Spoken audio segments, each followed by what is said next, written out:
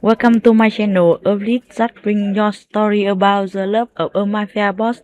Now let's listen. The diner smelled like burnt coffee and broken dreams at 3 in the morning. I wiped down the same spot on the counter for the third time, watching the circular motion of my cloth erase nothing. Not the stain, not my exhaustion, not the fact that my rent was 2 weeks overdue. The fluorescent lights above flickered with their usual arrhythmic buzz, casting sickly shadows across the red vinyl booths that had seen better decades. Outside, rain hammered against the windows, turning the New York street into a blur of neon and darkness. My feet ached. Everything ached. The kind of bone-deep tiredness that comes from working double shifts 6 days a week, from smiling at men who snapped their fingers at you, from pretending you didn't hear the crude comments whispered just loud enough to make you feel small. I was invisible here, just another waitress in a stained apron, another face that people looked through rather than at. The bell above the door chimed. I didn't look up immediately. Why would I? It was always the same. Drunks looking for coffee, lonely people seeking fluorescent companionship, taxi drivers killing time between fares. But something made me pause. Maybe it was the sudden silence that fell over the 3 other patrons scattered throughout the diner. Maybe it was the way the air itself seemed to shift, growing heavier, more electric. When I finally lifted my eyes, my breath caught. 3 men stood in the doorway, rain dripping from expensive coats that probably cost more than I made in 6 months. But it was the man in the center who made my hands still on the counter, tall, broad-shouldered, with dark hair slicked back from a face that could have been carved from marble, beautiful in that dangerous, untouchable way that made you think of fallen angels and Greek tragedies. His suit was immaculate, charcoal gray with subtle pinstripes that whispered money, old money, blood money. The 2 men flanking him were clearly security. I'd seen enough movies to recognize the bulge of shoulder holsters beneath their jackets, the way their eyes swept the room with mechanical precision, cataloging exits and threats. They moved like predators, but they moved for him. He walked toward the back booth, the one in the corner with a view of both the door and the kitchen. Of course he did. Men like him didn't sit with their backs exposed. His cologne reached me before he did, something dark and expensive that didn't belong in a place that reeked of grease and desperation. Bergamot, leather, something else I couldn't name but that made my pulse quicken traitorously. "Coffee," one of the security guards said. Not asked. Said. I nodded, grabbing the pot with shaking hands I didn't want to acknowledge. As I approached their booth, I kept my eyes down, a survival instinct I'd learned young. Don't look too long. Don't be memorable. Don't exist more than necessary. But I felt his gaze on me like a physical touch. Rough night? His voice was low, smooth, with the barest trace of an accent I couldn't quite place. Italian, maybe, or something older, more refined. I poured coffee into 3 cups, watching the dark liquid swirl. Every night's rough at 3 a.m. A mistake. I shouldn't have responded, shouldn't have let my exhaustion make me forget the rules of invisibility. When I finally looked up, his eyes were on me, gray like storm clouds, like gunmetal, like something beautiful and deadly. There was an intensity there that made me want to step back, but I was frozen, caught like a butterfly pinned to velvet. "You work here long?" he asked, and something in his tone suggested this wasn't small talk. This was reconnaissance. Long enough? I set the pot down, turning to leave. Wait. I shouldn't have stopped. Every instinct screamed at me to keep walking, to maintain the blessed anonymity that kept people like me safe from people like him. But my body betrayed me, feet rooting to the cracked linoleum. "What's your name?" "Elena," I whispered, and immediately regretted giving him even that small piece of myself. He smiled then, a slight curve of lips that didn't reach his eyes, but somehow made him more devastating.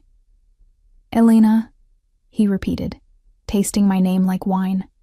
I know who you are," I interrupted, then immediately wanted to swallow my tongue.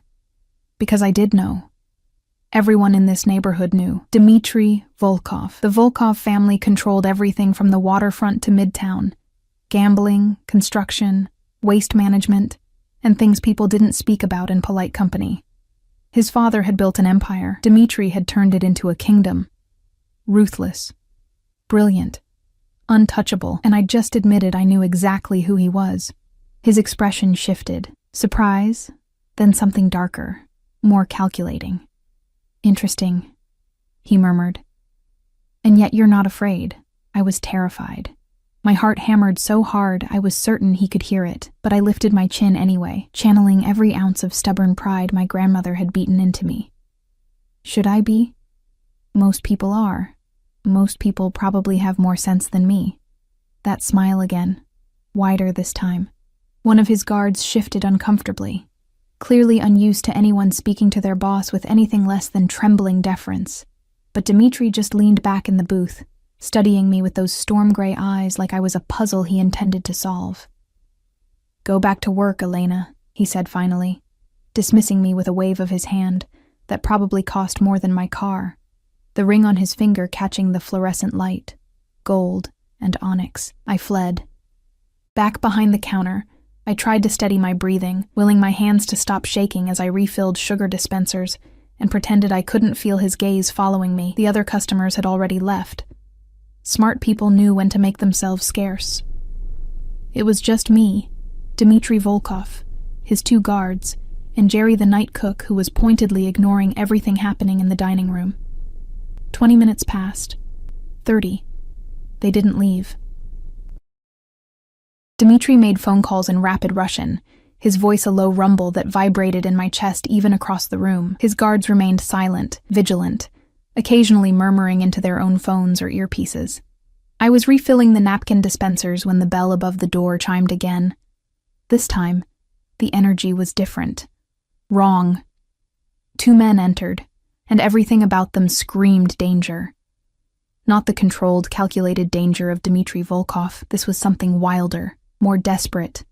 The first was tall and wiry with a scar running from his temple to his jaw. The second was shorter, stockier, with the kind of dead eyes I'd seen on men who'd crossed lines they could never uncross.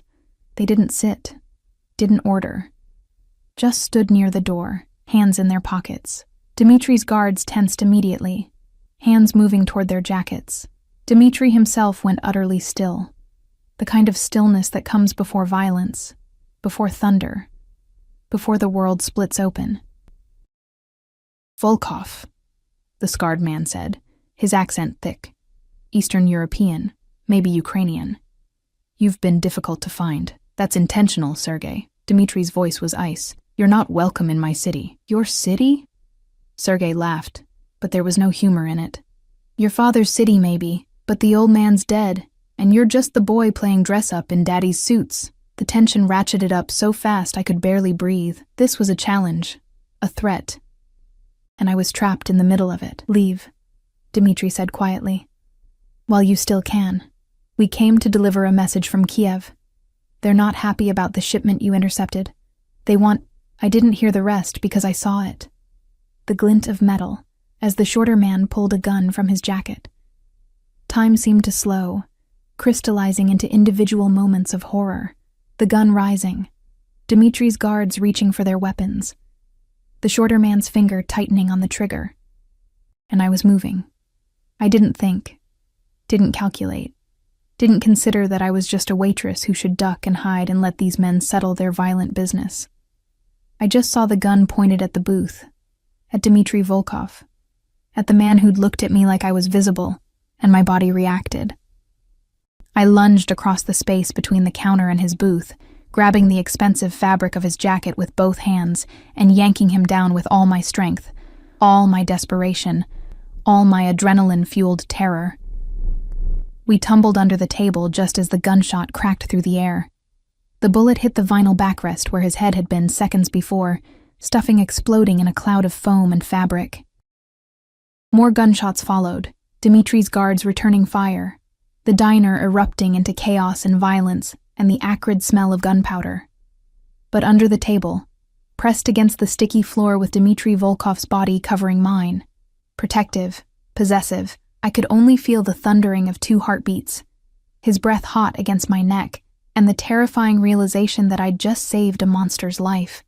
His hand came up to cup the back of my head, fingers threading through my hair with surprising gentleness.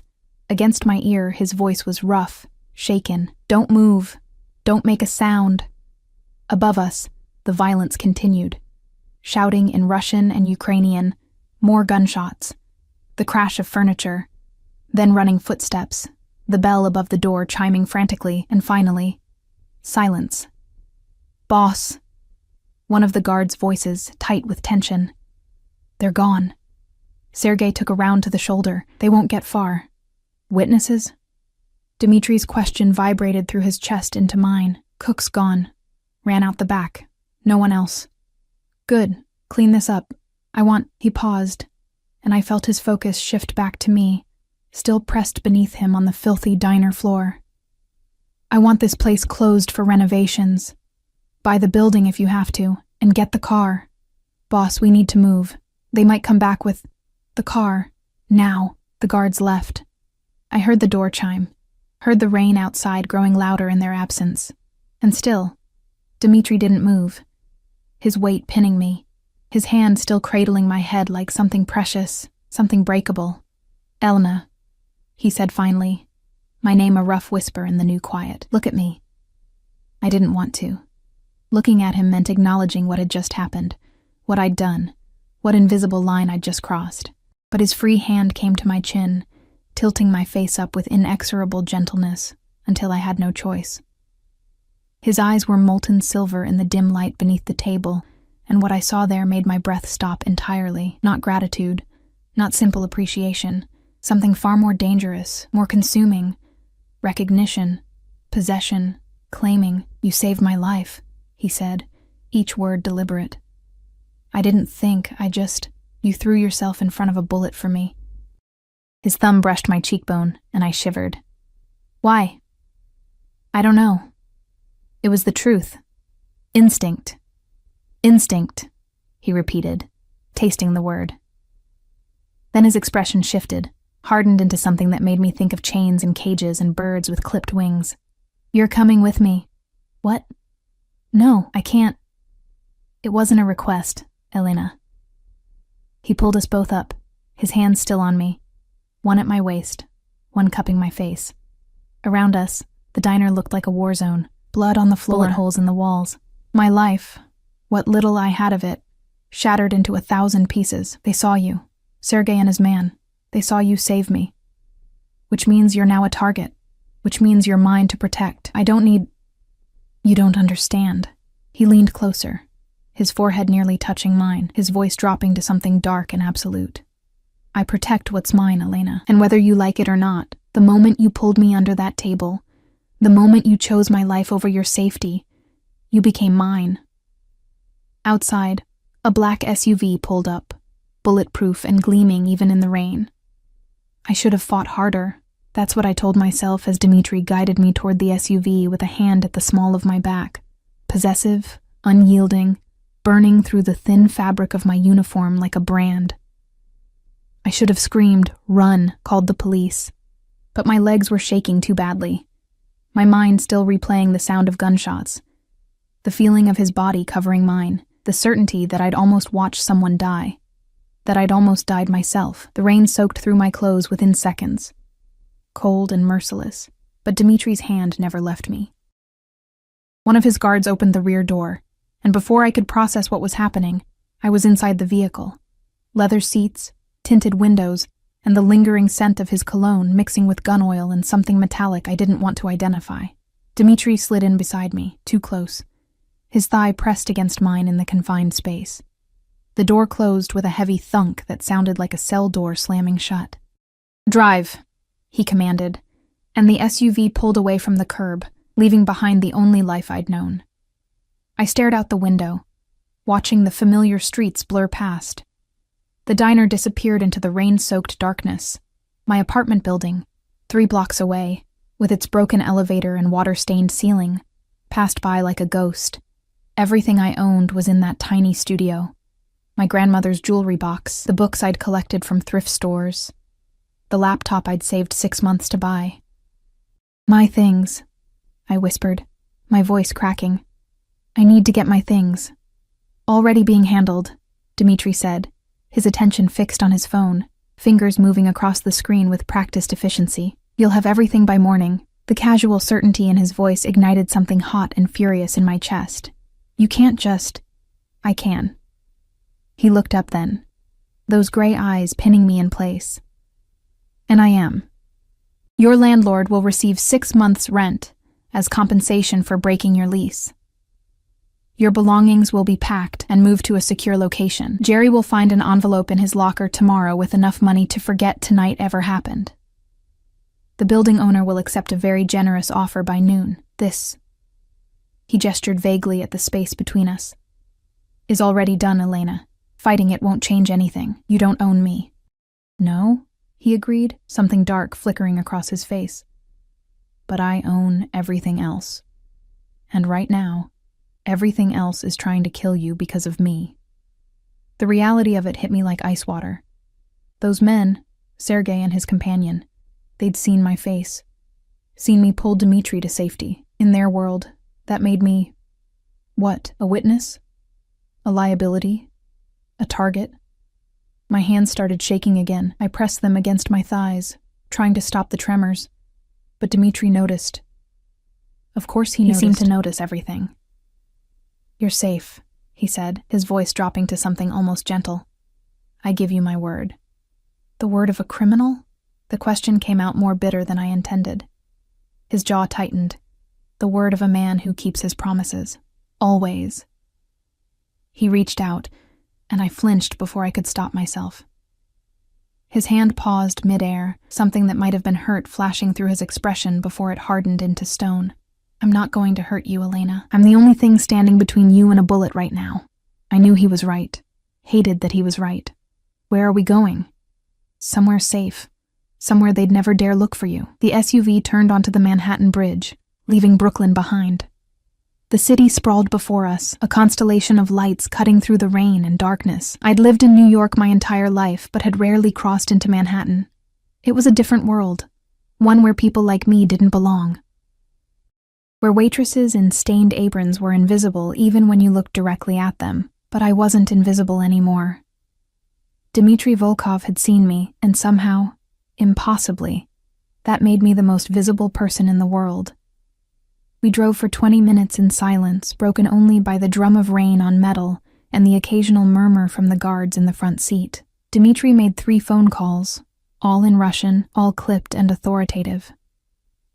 I caught enough to understand he was mobilizing resources, calling in favors, tightening whatever web of power and violence he controlled. Finally, the SUV pulled up to a building that made my breath catch.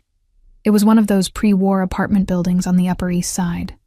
The kind with a doorman in a uniform and lobby chandeliers that cost more than most people's houses. The kind of place I'd only seen in movies. Come, Dmitri said, already moving. The doorman opened my door before I could reach for the handle. He didn't look at me, not with surprise or judgment or curiosity, just the blank professional courtesy of someone well paid to mind their own business. One of Dmitri's guards preceded us into the lobby while the other followed behind, creating a human shield. The elevator was all mirrors and brass. I caught sight of myself and barely recognized the woman staring back. Hair plastered to her skull, mascara smudged beneath her eyes, uniform soaked through and clinging to her body. I looked like a drowned rat. Dmitri somehow still looked immaculate despite the rain, despite having thrown himself on top of me on a filthy diner floor. The elevator rose smoothly, silently. When it stopped, there was only one door. A penthouse, of course. Everything in Dmitri Volkov's world was extremes, absolutes. The apartment was breathtaking. Floor-to-ceiling windows overlooking Central Park, furniture that belonged in magazines, art on the walls that I suspected were originals. Everything was clean lines and muted colors, grays and blacks and deep blues, like living inside a storm cloud, beautiful and cold and completely impersonal. The guest room is down that hall, Dmitri said, shrugging out of his ruined jacket. There was blood on his shirt, not his own, I realized with a sick lurch. Second door on the left. There are clothes in the closet, toiletries in the bathroom, everything you need.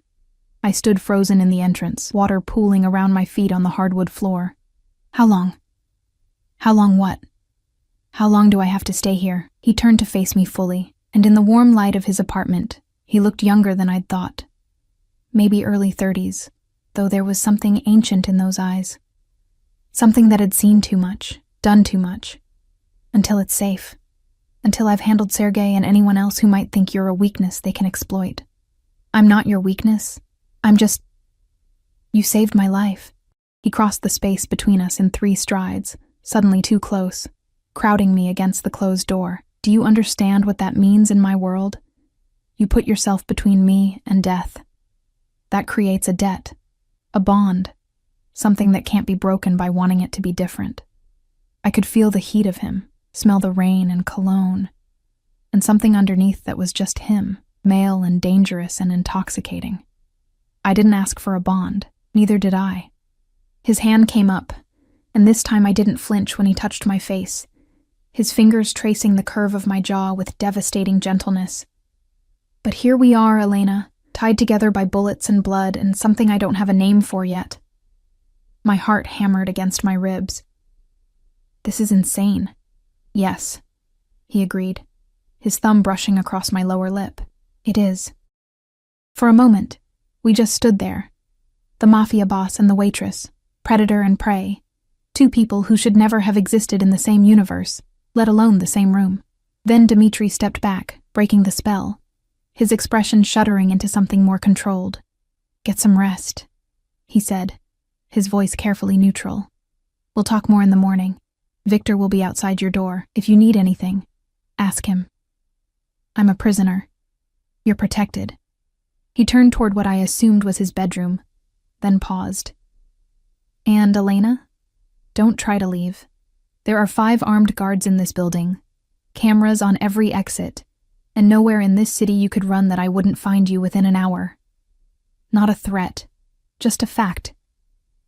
He disappeared into the shadows of the hallway, leaving me alone in his beautiful, cold apartment with nothing but my fear and the growing, horrifying realization that some part of me, some small, traitorous part, hadn't wanted him to let go. I didn't sleep. How could I? I lay in the guest room bed, which was larger and more comfortable than any bed I'd ever slept in, and stared at the ceiling, my mind racing through everything that had happened. Every time I closed my eyes, I saw the gun, heard the shots, felt Dimitri's weight on top of me, protective and possessive. Around 4 a.m., I gave up and went to the window. The city sprawled below, still awake, still breathing. Somewhere out there, Sergei was wounded and angry. Somewhere, Jerry was probably getting drunk to forget what he'd witnessed. Somewhere, my old life was continuing without me, and I wasn't sure I'd ever get it back. Can't sleep either. I spun around to find Dmitri in the doorway, wearing nothing but black sleep pants that hung low on his hips. In the dim light filtering through the windows, I could see the tattoos covering his chest and arms, intricate designs that looked Russian, religious icons mixed with predatory animals, and phrases in Cyrillic script. But what caught my attention were the scars, so many scars, crisscrossing his torso like a roadmap of violence. I didn't mean to disturb you, I said, pulling my borrowed robe tighter around myself. You didn't. He moved into the room with that same predatory grace, making the space feel suddenly smaller. I don't sleep much. Occupational hazard. Too many enemies. Too many ghosts. He came to stand beside me at the window, close enough that I could feel the warmth radiating from his bare skin. Do you want to know why I was at your diner tonight, Elena? I wasn't sure I did, but I nodded anyway. My father used to take me there when I was a child. Before the empire, before the power, before everything became blood and money and impossible choices. We'd sit in that back booth and he'd let me order whatever I wanted, pancakes at midnight, pie for breakfast. He'd tell me stories about the old country, about honor and loyalty and what it meant to be a man. Dimitri's voice was distant, lost in memory. It was the only place he was just my father. Not the pakan, not the boss, just Papa. Something in my chest tightened painfully. When did he die? 3 years ago. Heart attack. A bitter smile twisted his lips. Not a bullet. Not a betrayal. Just his body giving up after 70 years of carrying too much weight. I've been going to that diner ever since. Always at 3 a.m., always the same booth. Trying to feel close to him again.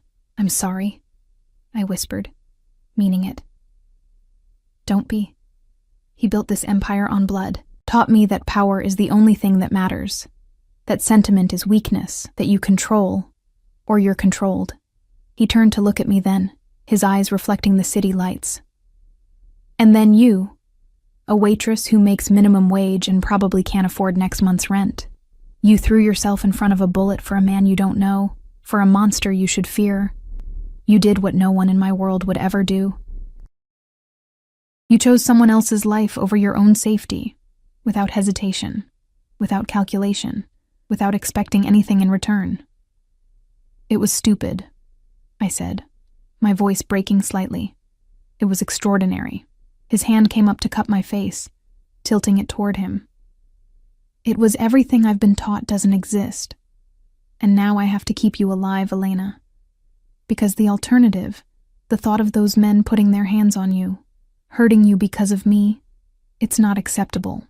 It's not survivable. You barely know me. I know you're brave. I know you're proud. I know you work yourself to exhaustion and still smile at drunk customers at 3 a.m. I know you yanked me under a table and probably saved my life without a second thought. His thumb traced my cheekbone. I know that in the 5 hours since I met you, you've managed to become the most dangerous thing in my world. How? I breathed.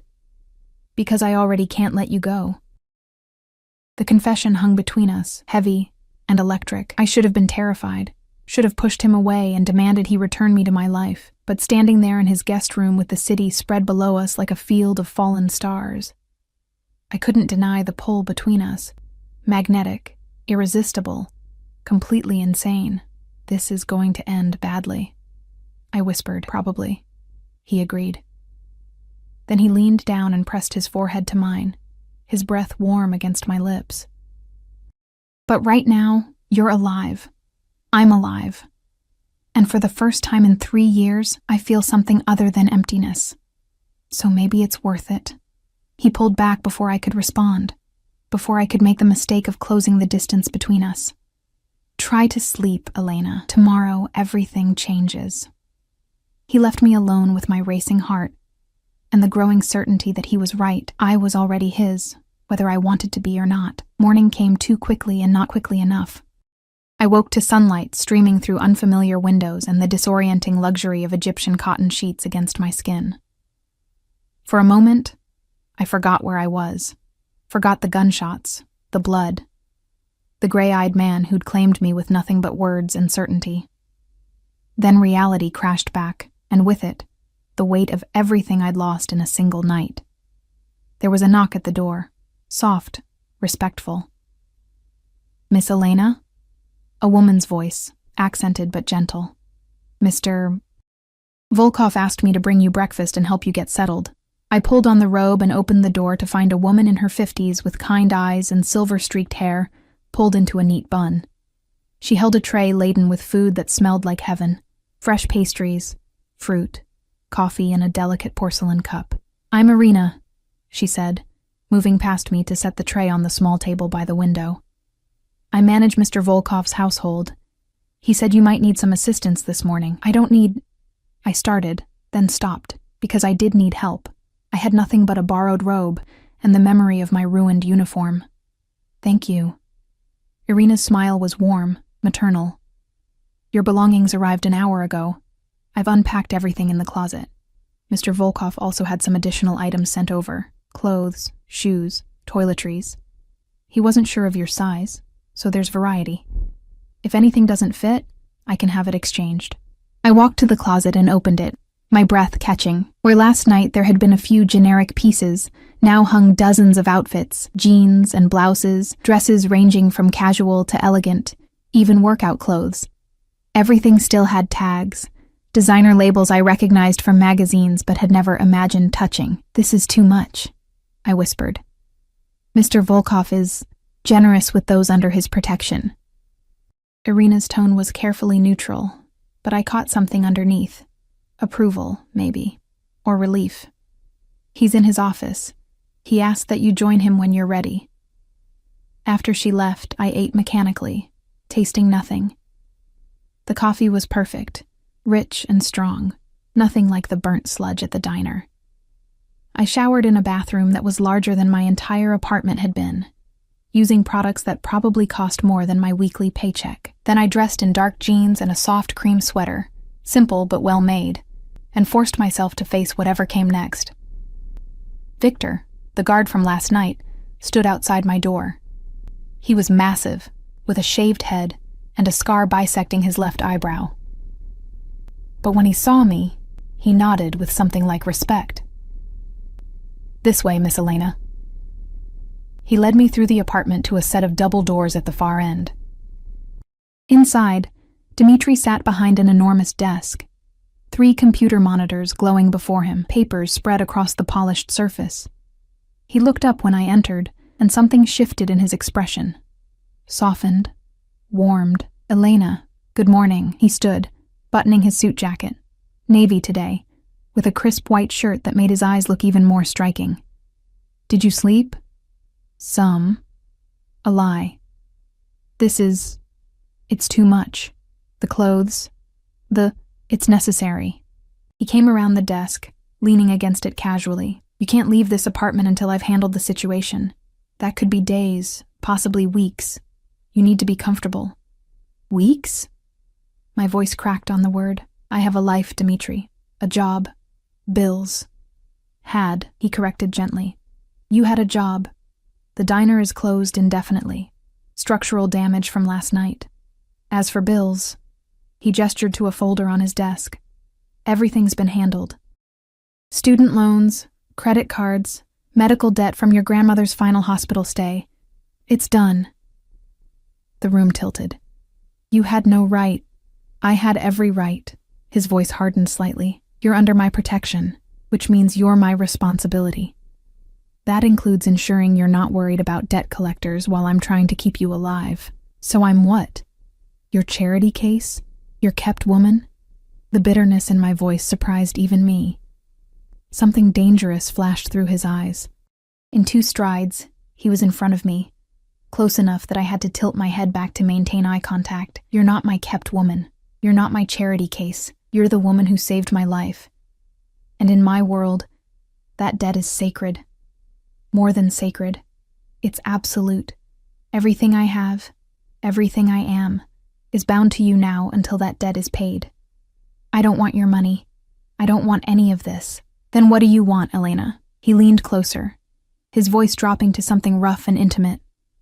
"To go back to that diner? To work yourself to exhaustion for tips and crude comments? To live in that apartment with the broken heat and the landlord who looks at you like you're something he can take?"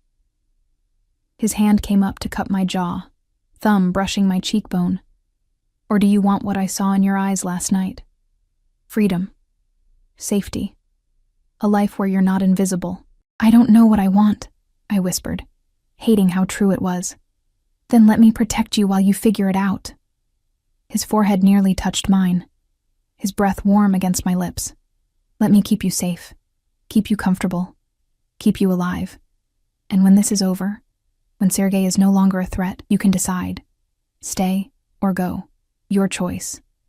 I'll give you money, a new identity if you want, anywhere in the world. But right now, right this moment, you're mine to protect." Before I could respond, his phone buzzed. He pulled away, checking the screen, and his expression went cold, lethal. "They found Sergei. I shouldn't have been in the car. Definitely shouldn't have been allowed anywhere near whatever was about to happen." But Dmitri had looked at me with those storm-gray eyes and said, "You deserve to see the man who tried to kill you." And somehow I'd agreed. Now I sat in the back of the SUV, wedged between Dmitri and Victor, as we drove to an address in Red Hook. The warehouse district, where shipping containers stacked like children's blocks, and the smell of salt and rust hung heavy in the air. "What's going to happen?" I asked, my voice small in the vehicle's silence. "Justice," Dmitri said simply. "You mean revenge. In my world, they're the same thing." He took my hand, the first time he'd initiated such simple contact, threading his fingers through mine. "You don't have to watch. You can stay in the car." But I found myself shaking my head. "No. You're right. I deserve to see him." The warehouse was nondescript from the outside, but inside, It was clearly used for purposes that had nothing to do with legitimate shipping. Dimitri's men were everywhere, at least a dozen, all armed, all watching us with the same careful deference they'd shown at the diner. In the center of the space, tied to a chair, was Sergei. He looked worse for wear, the bullet wound in his shoulder seeping through makeshift bandages, his face swollen from what had clearly been an enthusiastic interrogation. When he saw Dimitri, something like fear flashed through his eyes before pride muscled it aside. "Volkov," he spat, literally, blood and saliva hitting the concrete floor. "Come to finish it?" "That depends on you." Dimitri's voice was conversational, almost pleasant, which somehow made it more terrifying. He pulled out his phone, swiping through screens before turning it toward Sergei. "Do you know what this is?" Sergei squinted at the screen, then went pale. "That's your daughter, Anya, 16 years old, currently attending St. Catherine's Academy in Prague. Excellent student. Loves ballet." Dimitri's smile was a razor blade. "She has no idea what her father does for a living, does she? Thinks you're an import-export, which technically you are, just not the legal kind. You wouldn't." Sergei breathed. "She's a child. And Elena is an innocent waitress who did nothing but work an honest job. Yet you were perfectly willing to kill her last night as collateral damage." Dimitri pocketed his phone. "So here's what's going to happen. You're going to tell me everything. Who sent you? Why now? What they know about my operations. And in exchange, I'll let you live. Your daughter continues her safe, sheltered life. You disappear. Maybe Alaska, maybe Argentina, somewhere far away where you're no longer my problem. And if I refuse, then I make you watch while I systematically dismantle everything you love. Your daughter, your mother in Kiev, your brother and his family. Not killed. That would be too merciful. Just ruined. Financially, socially, psychologically. They'll spend the rest of their lives wondering what they did to deserve such complete destruction." He leaned down, getting close to Sergei's bloodied face. "I am a patient man, Sergei. I can make this last years, or you can talk, and end it in the next 10 minutes. Your choice." The silence stretched. Then Sergei's shoulders sagged, defeat written in every line of his body. "Konstantin sent me," he whispered.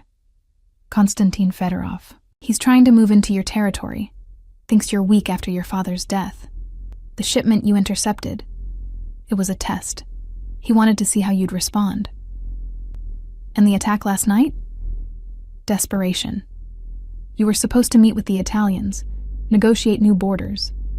He wanted you dead before that meeting could happen. Create chaos. Swoop in during the confusion." Sergei looked up, something like pleading in his eyes. "I told him it was suicide going after you directly. But he's old guard. Doesn't understand that you're not your father. You're worse." Dimitri straightened, considering. Then he nodded to Victor.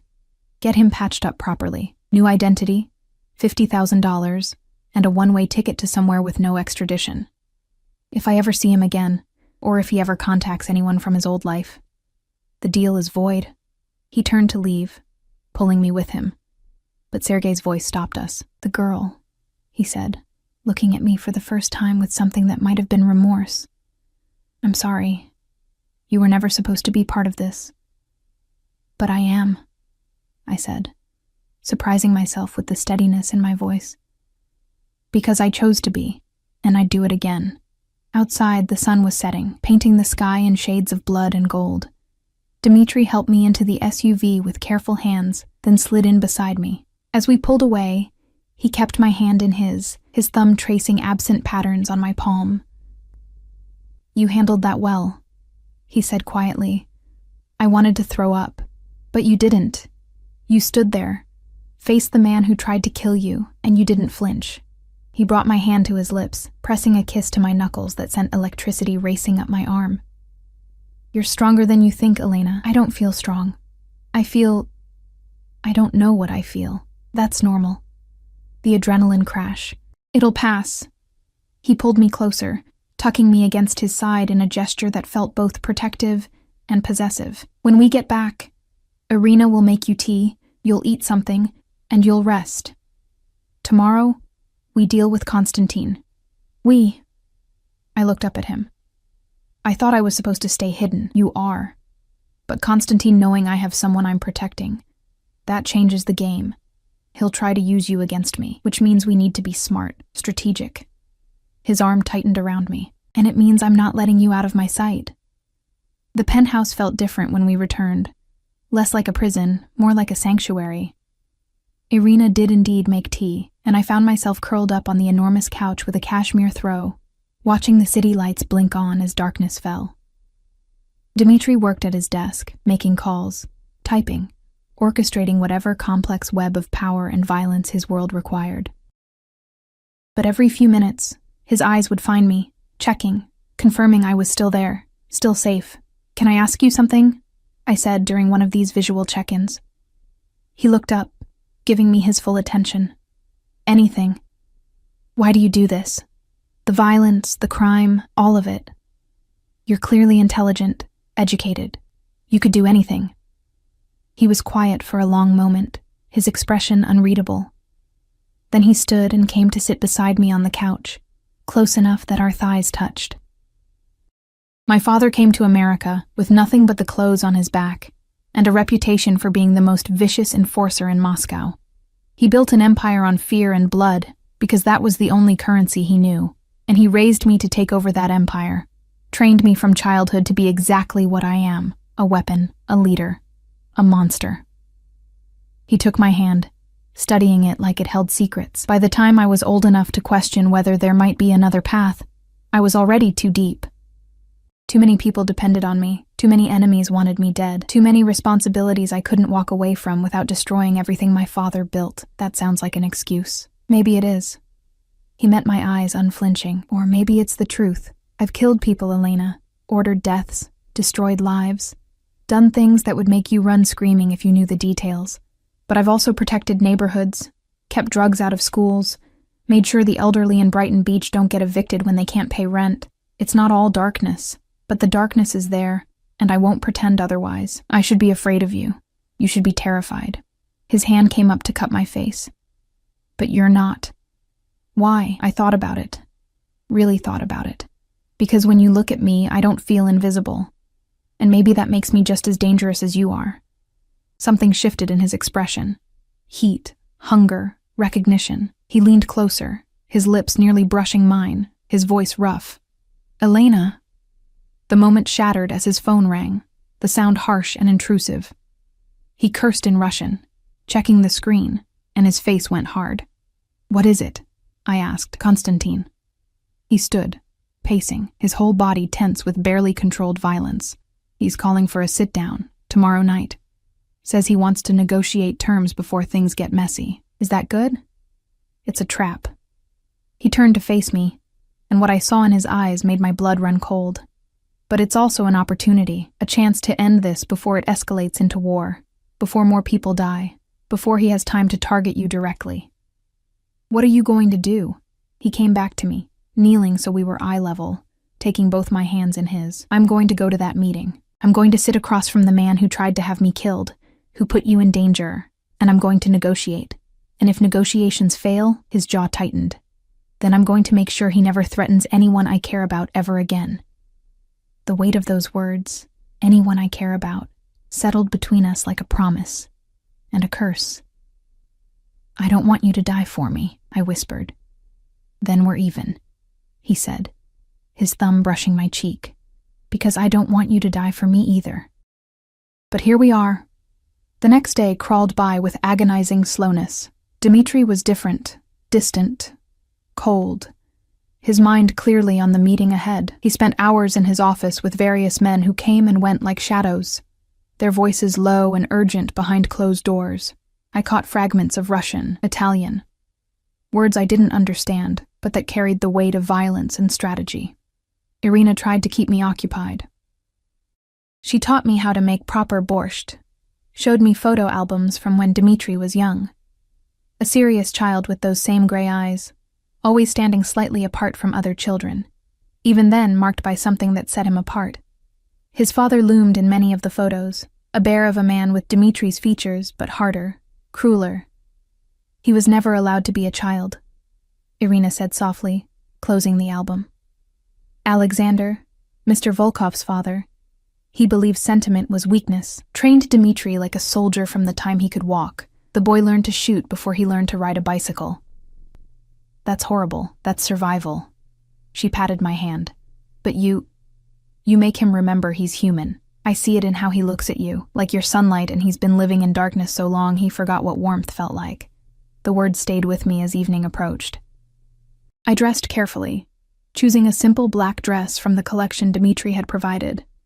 Elegant, but understated, with long sleeves and a hem that fell just above my knees. I wasn't going to the meeting, but somehow it felt important to look worthy. Of what? I couldn't say. When I emerged from my room, Dmitri was waiting in the living room. He wore a black suit that fit him like a second skin, his hair perfectly styled, a watch on his wrist that probably cost more than a car. But it was his eyes that caught me, storm clouds gathering, dangerous and beautiful. You look. He trailed off, his gaze traveling over me with an intensity that made my skin heat. Presentable? I offered. Devastating. He closed the distance between us, his hands settling on my waist like they belonged there.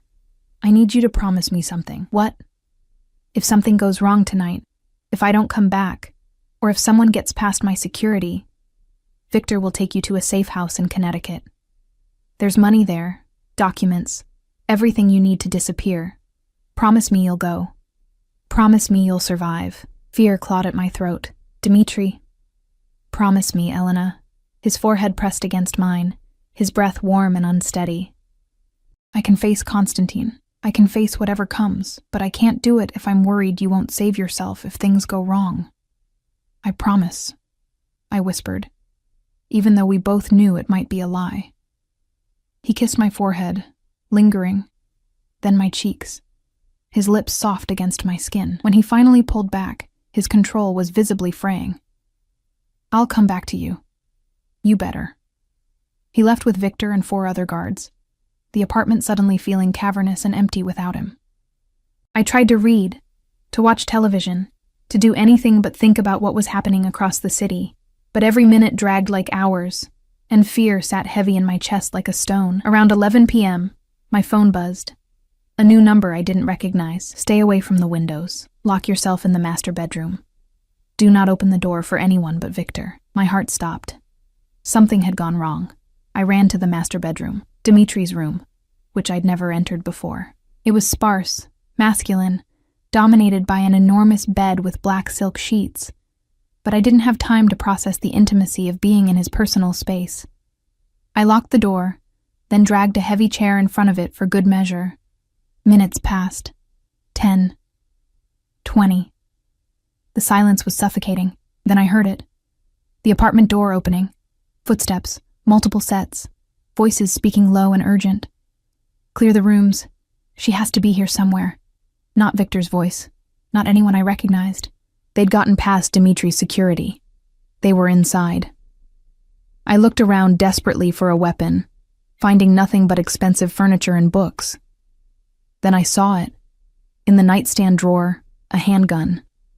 My hands shook as I picked it up, having no idea if it was loaded, if the safety was on, if I could actually pull the trigger if it came to that. The footsteps grew closer. A door opened down the hall, the guest room probably, then another. Getting closer. Boss said she'd be here, Volkov's new pet. Find her, and we have leverage. The doorknob rattled. I raised the gun, pointing it at the door with both hands like I'd seen in movies, trying to steady my breathing. Miss Elena? A different voice, accented and almost gentle. My name is Constantine. I mean you no harm. I simply wish to talk. Go away. My voice came out steadier than I felt. I cannot do that. You see, Dmitri Volkov has something of mine, and I need insurance to get it back. You're that insurance. A pause. But I'm a reasonable man. Come out, and I promise no harm will come to you. You have my word. The word of a man who sent someone to kill me? I laughed, high and slightly hysterical. Forgive me if I don't trust that. Fair point. I could hear the smile in his voice. Let me try another approach. Either you open this door, or my men will break it down. Either way, we're coming in. But if you make this difficult, I can't guarantee we'll be gentle about it. The lock rattled again, more violently. They were picking it. I closed my eyes, said a prayer to a God I wasn't sure I believed in, and made a choice. I fired through the door. The gunshot was deafening in the enclosed space, the recoil nearly knocking me backward. Outside, someone screamed, a man's voice, high with pain and surprise. She shot me. The crazy bitch shot me. Fall back. Constantine's voice, no longer gentle, sharp with command. Regroup. She's armed. More footsteps running this time. Away from the door, away from me. I heard arguing in Russian, someone crying out in pain, then, blessed silence. I stood frozen, the gun still raised, my whole body shaking so badly I could barely breathe. Minutes passed, or hours. Time had lost all meaning. Then new sounds. The apartment door slamming open, shouting. But this time I recognized Victor's voice. Clear! Miss Elena, it's Victor. Are you safe? I couldn't move. Couldn't speak. My finger was still on the trigger, my eyes fixed on the bullet hole in the expensive door. Elena. A different voice. Dimitri's voice. Alive. Whole. Elena, open the door. It's safe now, please. Open the door. Somehow I made my legs work. I moved the chair, unlocked the door, and pulled it open. Dimitri stood there, his suit spattered with blood that probably wasn't his face pale with an emotion I'd never seen before. Terror. When he saw me, something in him seemed to break. He pulled me against him, one hand cradling the back of my head, the other wrapped around my waist so tightly I could barely breathe. You're safe, he murmured into my hair, his voice rough and unsteady. You're safe. I'm here. You're safe. I shot someone, I said numbly. I think I shot someone. Good. He pulled back just enough to cut my face, his eyes searching mine frantically. Did they touch you? Did they hurt you? No. Your text, I locked myself in here. They tried to break in, but I looked at the gun still clutched in my hand. I didn't know if it would work. He took the gun gently, setting it aside, then pulled me back against him. Over his shoulder, I could see Victor and another guard dragging a body out of the hallway, the man I'd shot, clutching his leg and moaning, not dead then. Somehow that made it worse. How did they get past security? I asked. Inside man. Someone Constantine paid off. Dimitri's jaw clenched. He's being dealt with. But Elena, I'm so sorry. This never should have happened. My security should have been impenetrable. You should never have been in danger. I failed you. You came back. I fisted my hands in his jacket, needing to feel he was real, solid, alive. That's what matters. The meeting was a setup. Constantine brought twice the men agreed upon, tried to take me hostage. We fought our way out, but while I was dealing with him, his second team came here. His arms tightened around me. He wanted to use you against me, wanted to take you and force me to surrender my territory, my operations, everything. What happened to Constantine? Something dark crossed Dimitri's face. He won't be a problem anymore. I didn't ask for details, didn't want to know, because I was starting to understand that this was what loving someone in Dimitri's world meant. Blood and violence and constant danger. The price of choosing him over safety. Loving him. The realization hit me like ice water. Somewhere between yanking him under that table and shooting through a door to protect myself so I could see him again, I'd fallen in love with a monster. I can't do this, I whispered. Dimitri went very still. What? This. Your world. Men breaking into your apartment, shooting through doors, living every day wondering if you'll come home, or if someone will kill you. I pulled back to look at him, tears streaming down my face. I'm just a waitress, Dimitri. I serve coffee and smile at rude customers. I'm not built for this. I'm not strong enough. You shot a man through a door to defend yourself, he said fiercely. You saved my life. You've survived things in the last 48 hours that would break most people. Don't tell me you're not strong enough, but I'm scared. All the time. Terrified. So am I. The confession seemed torn from him. Every second you're in danger because of me, I'm terrified. But Elena, I can't let you go. I've tried to tell myself I could, that I'd give you money and papers, and let you disappear to live a safe, normal life. But I can't. The thought of not seeing you, not having you near, not being able to protect you, it's not survivable. That's not love, Dimitri. That's obsession. Maybe. He pulled me back against him, his heart hammering against my ear. Or maybe it's both. Maybe I'm obsessed with you and in love with you, and terrified of losing you all at the same time. Maybe I've been half alive for 3 years, and you made me remember what it feels like to be whole. To want something beyond power and revenge and empty victories.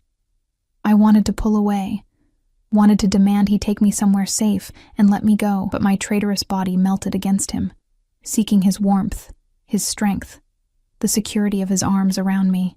I need time, I said finally. Time to think. Time to figure out if I can really live this life. How much time? I don't know. A few days? A week? He pulled back, cupping my face with both hands. Take as long as you need, but while you're deciding, you're staying here. Under my protection. With me. And Elena, his thumbs brushed away my tears. I'm going to do everything in my power to convince you to stay. Not because I own you. Not because of debt or obligation. But because I'm falling in love with you. And I hope, you might feel the same. Before I could respond, he kissed me. Not gently, not tentatively. With all the desperate hunger and fear and relief of the last 2 hours, his lips claiming mine like he was drowning and I was air. I kissed him back just as desperately, my hands fisting in his hair, tasting blood and whiskey and something that was purely him. When we finally broke apart, both breathing hard, he rested his forehead against mine. Stay tonight, he whispered. Just tonight. Sleep here, in my bed, where I can know you're safe. Please. I should have said no. Should have maintained boundaries, distance, some semblance of control, but I was exhausted and terrified, and still shaking from adrenaline, and the thought of being alone was unbearable. Just sleeping, I said. Just sleeping, he agreed. We lay down together on his bed, still fully clothed, his arms wrapped around me from behind. His face pressed into my hair, his breath warm against my neck. Outside, I could hear Victor and the other guards cleaning up, making phone calls, restoring order to chaos, but here, in Dimitri's arms, with his heartbeat steady against my back, I felt something I hadn't felt since that first gunshot shattered my world. Safe. Thank you, he murmured into the darkness, for trusting me, for staying, for being brave enough to shoot through a door. I was terrified. I know, but you did it anyway. That's what courage is, being afraid, and doing what needs to be done regardless. His arms tightened. Sleep, Elena. I'll keep watch. You need to sleep too. I will. After I'm sure you're resting. After I've memorized the way you feel in my arms. After I've thanked whatever God put you in that diner at 3 a.m. and made you brave enough to save a monster's life. I wanted to tell him he wasn't a monster. Wanted to promise I'd stay. Wanted to admit that I was already in too deep to save myself, but exhaustion pulled at me, and his warmth was a drug, and for the first time in days, I felt the tight knot of fear in my chest begin to loosen. As I drifted off, I felt him press a kiss to my temple, his voice a rough whisper. Mine. I woke to sunlight, and the realization that sometime during the night, we'd tangled together completely. Dimitri's leg was thrown over mine, his arm across my waist, his face buried in the curve of my neck. His breath was slow and even. Actually asleep, finally. In sleep, he looked younger, the harsh lines of command and violence softened into something almost vulnerable. I could see the boy from Marina's photos, the child who'd never been allowed to just be a child. I knew I should move, should extract myself before this became more complicated than it already was. But I found myself studying him instead. The thick, dark lashes against his cheeks, the slight curve of his lips, the scar that cut through his left eyebrow. Evidence of a life lived in violence, worn like badges of survival. His eyes opened slowly, focusing on me with an intensity that stole my breath. For a moment, neither of us moved, caught in that liminal space between sleeping and waking, where truth lives unguarded. Hi, I whispered. Hi. His voice was rough with sleep, and he made no move to untangle from me. How do you feel? Confused, scared, safe.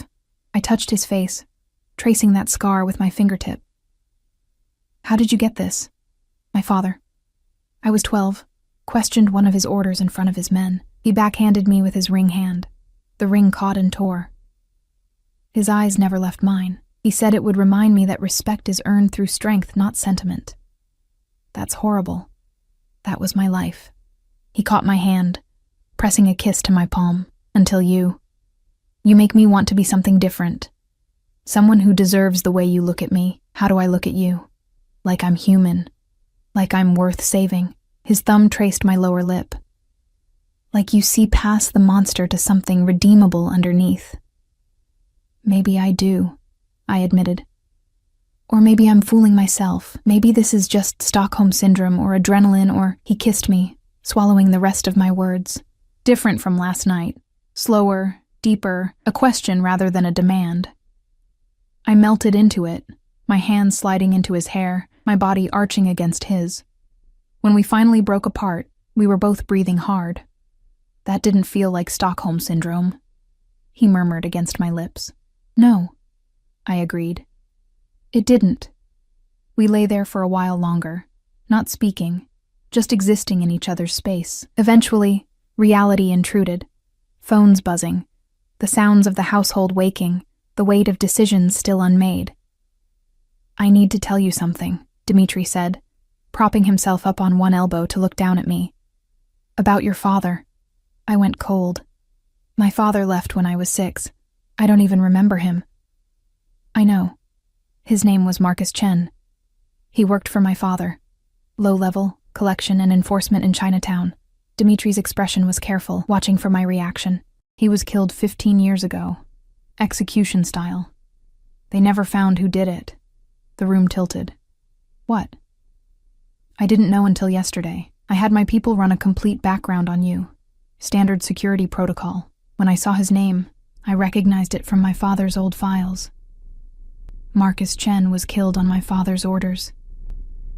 I sat up, pulling away from him, my whole body numb. Your father killed my father? Yes. Marcus was skimming money, small amounts over several months. In our world, that's an unforgivable betrayal. My father made an example of him. Dmitri sat up too, but didn't try to touch me. I'm telling you, because you deserve the truth, all of it. Even the parts that might make you hate me. Did you know him? My father? I was 11 when he died. I met him maybe twice. I don't remember clearly. But Elena, I need you to understand. I'm not my father. I've done terrible things, but I would never hurt you. Never.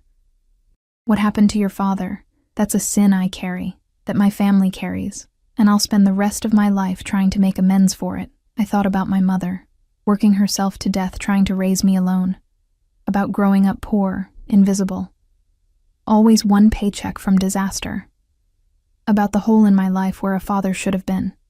He wasn't a good man, I said finally. My mother told me that much. He was violent, unpredictable. She was relieved when he left, even though it meant struggling alone.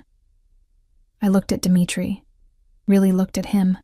I should hate you for this, for what your family took from me. I know. But I don't. Maybe I'm broken. Maybe watching you nearly die and shooting a man through a door broke something fundamental in me. But I don't hate you, Dmitri. I need to understand why you're telling me this now. Because I love you. The words were simple, absolute. And love built on lies isn't love at all. If you're going to stay, if you're going to choose this life, choose me. It has to be with full knowledge of what you're choosing. The violence, the danger, the blood on my family's hands, all of it. And if I can't accept it, pain flashed through his eyes, but he kept his voice steady. Then I let you go. I give you enough money to start over anywhere in the world, a new identity, complete protection. You'll be free. You said you couldn't let me go. I lied. He reached out, cupping my face with heartbreaking gentleness. I can survive losing you if it means you're safe and happy. What I can't survive is keeping you prisoner in a life you hate. watching you slowly wither because I was too selfish to give you a choice. The confession broke something open in my chest, because that willingness to sacrifice his own happiness for mine, that was love. Real, messy, complicated love. I want to meet her, I said. Meet who? Your mother, your family, anyone who matters to you. I took his hand, threading our fingers together. If I'm going to make this choice, I need to understand your world completely. Not just the violence and danger, but the people, the connections, the reasons you can't just walk away. Hope flickered across his face. Elena. I'm not promising anything, I interrupted. But I'm not running either. I'm choosing to see, to understand. And then I'll decide. He kissed me again, soft and reverent, like I was something precious he was afraid to break. My mother lives in Brighton Beach. We can go today if you want. I want. Brighton Beach was a world away from Manhattan. Russian signs on storefronts. The smell of the ocean mixing with grilled meat and dark bread. Elderly women in headscarves gossiping on benches. Dimitri's mother lived in a modest brownstone, the kind of place that spoke of old money carefully maintained rather than flashy new wealth. Svetlana Volkova was not what I expected. Petite, elegant, with silver hair and Dimitri's same gray eyes, she opened the door and immediately pulled me into a hug that smelled like vanilla and roses. Finally, she said in accented English, pulling back to study my face. Finally, my stubborn son brings home a woman worth bringing home. Mama, Dimitri said, something like embarrassment coloring his voice. Hush, go make tea. I want to talk to Elena alone. He looked at me, questioning. I nodded, and he disappeared into the house, leaving me alone with his mother in a living room full of family photos and religious icons. Sit, Svetlana commanded gently, settling into a chair across from me. He told me what happened, the diner, Konstantin, all of it. He also told me he's in love with you. He told you that? Dimitri tells me everything. I'm the only person in the world he trusts completely. She leaned forward, taking my hands in hers. So I'm going to tell you something I've never told anyone else. I begged Alexander to leave this life. When Dimitri was born, I begged him to take our money, move somewhere safe, give our son a normal life. Do you know what he said? I shook my head. He said men like him don't get to retire. That the empire was in our blood, our legacy, our curse. That Dimitri was born to this, and it would be a betrayal to deny him his birthright. Her eyes filled with tears. I failed my son.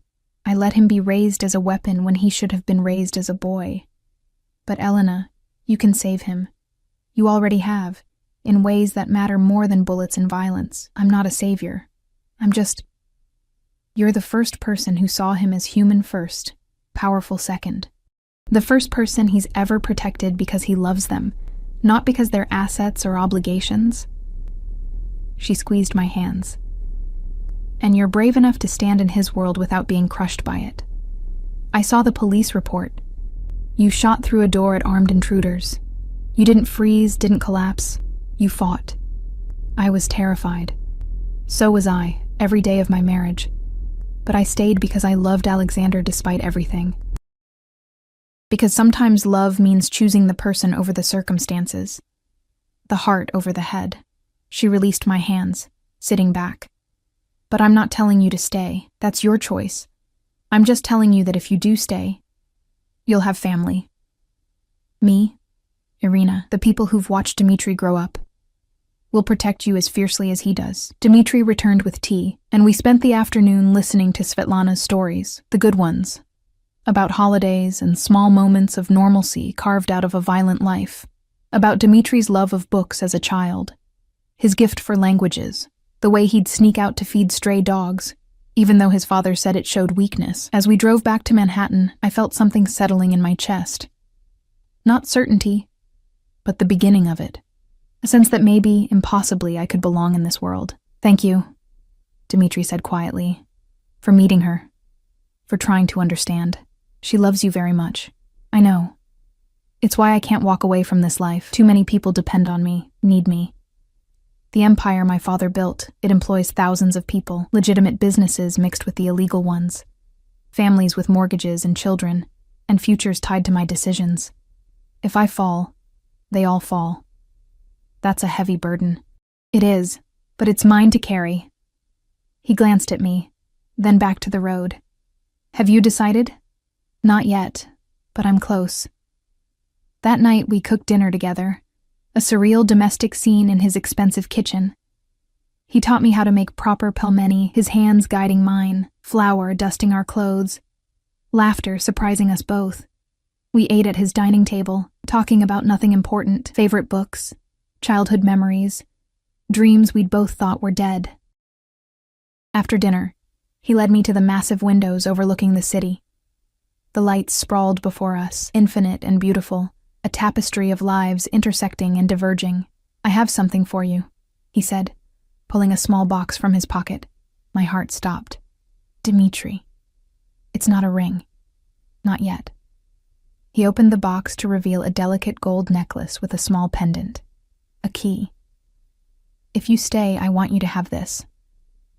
It's a key to this apartment, to my home in the Hamptons, to everything I own, not as my prisoner or my possession, but as my partner, my equal, the person I trust with everything I am.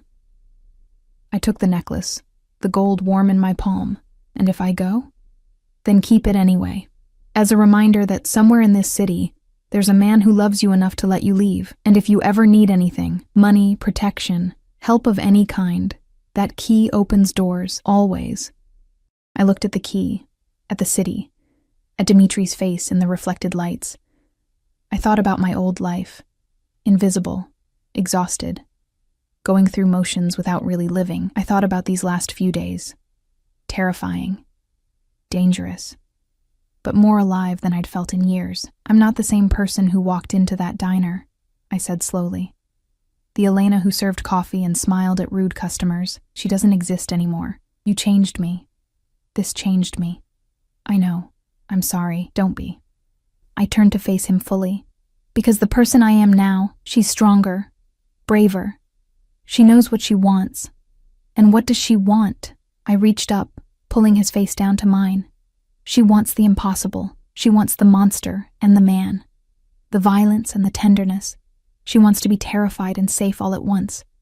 She wants you, Dmitri Volkov, in all your complicated, dangerous, beautiful entirety. The kiss was different this time, not desperate or questioning, but certain. A promise, a commitment, a choice made with full knowledge of its consequences. When we finally broke apart, he fastened the necklace around my throat, his fingers lingering on my skin. You're sure? No, I admitted. I'm terrified. But I'm sure about you, about us, about choosing this life even though it's insane and dangerous and nothing like what I planned. What did you plan?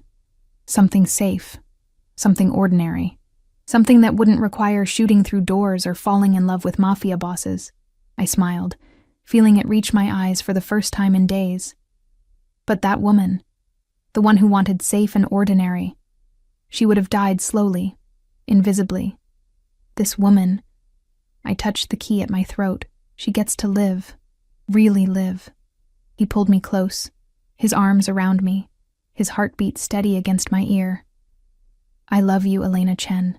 I will spend every day for the rest of my life protecting you, cherishing you, making sure you never regret this choice. I love you too, I whispered. God help me, I love you too. We stood there, wrapped in each other, as the city sparkled below us. Somewhere out there, danger still lurked. There would always be danger in Dimitri's world.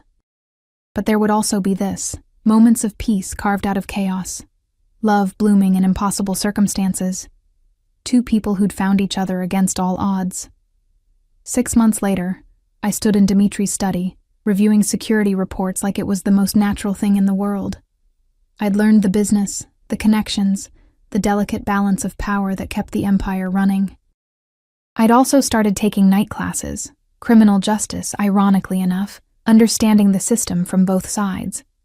Dimitri looked up from his desk, smiling that rare smile he reserved only for me. What are you thinking about? About how I yanked a mafia boss under a table and ended up running his empire with him. Co-running, he corrected. You're much better at negotiations than I am. Less likely to shoot people. Give me time, I teased. He stood, pulling me against him, and I melted into the embrace that had become my home. Any regrets? I thought about it honestly. The fear was still there, probably always would be. The danger was real, but so was the love, the partnership, the sense of purpose I'd found in this impossible life. Not a single one, I said, and meant it.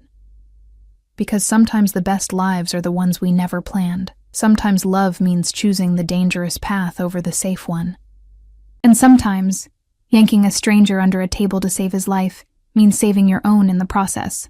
The key at my throat caught the light as Dimitri kissed me, and I thought about that first night, exhausted, invisible, wiping down the same stain for the third time. That woman would never recognize the woman I'd become, but she would, I hoped, be proud of the choice I'd made, to be seen, to be loved, to be brave enough to reach for something extraordinary, even when it looked like madness from the outside.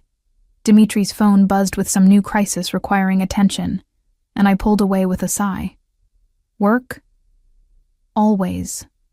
He kissed my forehead. But tonight, we're having dinner with Mama. Just family. Family, I repeated, letting the word settle warm in my chest. I liked the sound of that. As he returned to his calls and I to my reports, I caught my reflection in the window, confident, capable, no longer invisible. And behind my reflection, the city sparkled with infinite possibilities, each light a life, each life a story, and ours the most unlikely of all. The waitress who'd yanked a mafia boss under a table, the monster who'd learned to be human again, two impossible people building an impossible love in an impossible world. And somehow,